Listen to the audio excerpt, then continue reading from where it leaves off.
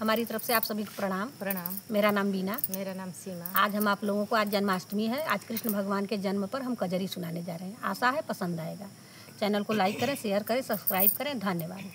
Comment में ज़रूर बताएं कि कैसा लगता है मेरा गाना आप लोगों को। धन्यवाद। कृष्ण जन्म लिए कैद की कोठरिया में, रे नया दियरिया में ना। कृष्ण जन्म लिए कैद की कोठरिया में, रे नया दियरिया में ना। घर घर बाजती बधाई, खुश हुई जसोदा माई। घर घर बाजती बधाई, खुश हुई जसोदा माई। ताला खुल गया जो बंद था कोठरिया में, रे नया दियरिया में ना। ताला खुल गया जो बंद था कोठरिया में, रे नया दियरिया में ना।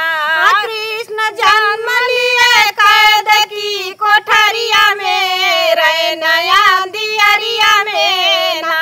देव की सूप में सुताई, सूप पीता ने उठाई। देव की सूप में सुताई, सूप पीता ने उठाई। लेके पहुँच गए यमुना के लहरिया में, रे नया दियरिया में ना। लेके पहुँच गए यमुना के लहरिया में, रे नया दियरिया में ना। कृष्ण जन्म लिए कैद की कोठरिया में, रे नया दियरिया में ना।